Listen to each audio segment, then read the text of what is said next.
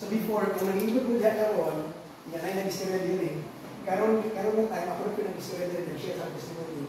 And in the future, na kamo nag-input diya, kamo na po nag-input din in the future.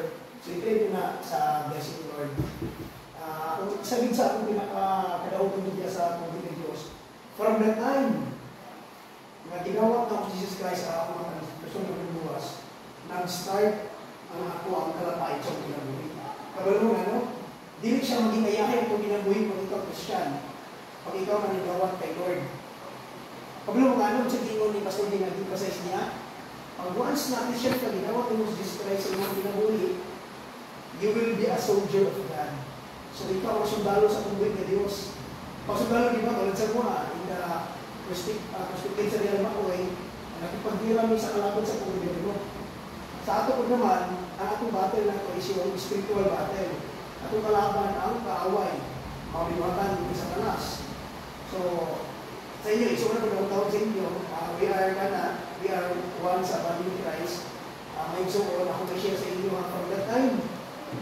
Siguro, success at saka yung kayahay sa kinabuhi, hindi man na din maabot. Process na siya. Ibig sabihin, step by step. May pinuro sa kinabuhi na ano, i-share na ako ng konti, pero sa ato na niya, i-share na ako. Kung sa inyong experience karon, same sa akong experience dati. Baka nga, mas ayahay pa kang karon. I-share na ako ng konti sa mong family before, naka-experience na yung 1D, 1A.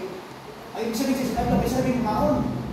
Dahil tayo pa, sa isang kadlaw, 1D, okay. O kaya, ang buhat na mo, ang isang kilong gas, magawon na lang, magawon. So, ibig sabihin, pag lugaw na magkaroon, pag magkaroon, wala na, diba? Ang akong technique sa una, kaya ako magluto, kaya ako naman, ako na naksan ng isang kabaso. Ang ibig sabihin, kaya isang kabaso, tawag isang magluto. Pagkapalit ko, dito lang ito lang mo, ginagalas. Yung mga pre-hapon, wala pa ba? Ako kasi nito, kung makakakuan. Hindi ka mga hapon, ang mga hapon ako, pagkaroon ka ron, manokto ko sa mga subdivision before, mga subdivision niya. Ay, kaya naman yung mga sandok niya, pagmasok ko, mga lampas. Pero mga iso, kumit ka long story short, kung sa una, ginakad ko sa iro sa una, kinamali ang pamisal, at ako sa puste, nakasuray ng bubong nga matod, suba, para makonsunda na mo, kung walang ibugas, kalupon ako ng kamunti, parang yung ibugas, kung walang sukaan, gabi na lang yung ako, di ba? Pero, di-bless the Lord, ano man, wala na akong nagbilang ng tayo sa buhay ng Diyos. Pero na time, kung tayo mga di ba, dapat isip sa dalan, straight lang, gano'n, hindi ko mag-good. Ngayon sa hindi buhat ang bukod sa Ginoo. Pero, natag sana nagbibiyak ko mag-disco, mga kalipayan lang, mga kalipayan. Di sa tama, nasa kalor, di sa kung mga nasimuhan, sa kusimuhan, sa project, sa Bible di sa kung magtukaroon, kay mas malinaw ko din.